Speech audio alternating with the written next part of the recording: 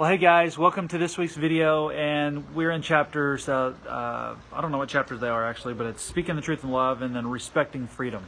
So on page 118, I want to get right to it, he says, we should ask ourselves, do we cross society's divides to dignify people? Do we cross racial, socioeconomic, and gender divides to engage in dialogue? How about crossing lifestyle and behavioral boundaries?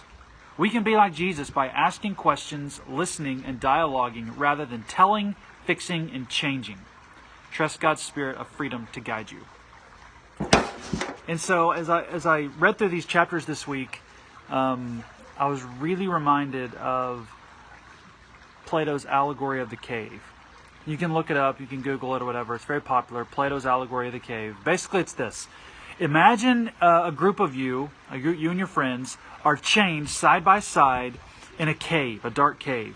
And you can't turn your head to the right or to the left. You can only stare at the wall of the cave that you're facing. Now imagine behind you there is a fire. And in between you and the fire there is a raised pathway. And throughout your life you can only look at the wall, and there are objects that pass along the pathway and cast a shadow on the wall. So the fire is casting a shadow onto the wall. And all you see is the shadow. Your entire existence is in this cave, and all you see is a shadow. So what Plato is saying is your reality would be those shadows are real. Those shadows are real. He goes, now, imagine if someone came and unchained you, and you can now turn your head right or left, and you could turn around and you saw that there was fire in a raised pathway, and you could see those objects.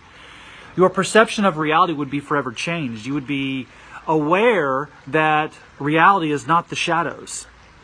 Then imagine, Plato goes on, if you were marched outside of the cave into the brilliant sunlight. It would be completely disorienting. And he says some people would be clamoring to get back to the cave with the shadows of what's comfortable. And as I read through this, I'm just wondering if there are those of us, me included, who oftentimes through the gospel of Jesus are marched out of the cave to engage people in reality. Sometimes we get so narrow-minded in our own weeks that we believe that the shadows are real. That people who have different lifestyle choices and different, gender identities or behavioral issues don't really exist in our world. And so we believe what the shadows are. But Jesus is saying, no, there is a whole new group of people out there that I want you to reach through your workplace, through your neighborhood, through your volunteerism. I want you to reach those people. And I just wonder if we sometimes just say, I can't handle that. That's too much for me. Let me go back to the cave of what I think is real. And so lots of great stories in this chapter this week. But a question to consider is, of what you know to be true or think to be true, those shadows in your life, are you willingly choosing to just believe that shadows are all there are? Or are we willing to love people where they're at? Respect their freedom, yes, but speak that truth in love and take the time and time to show people who Jesus is and call out that masterpiece through what we would consider mud. We'll see you next week.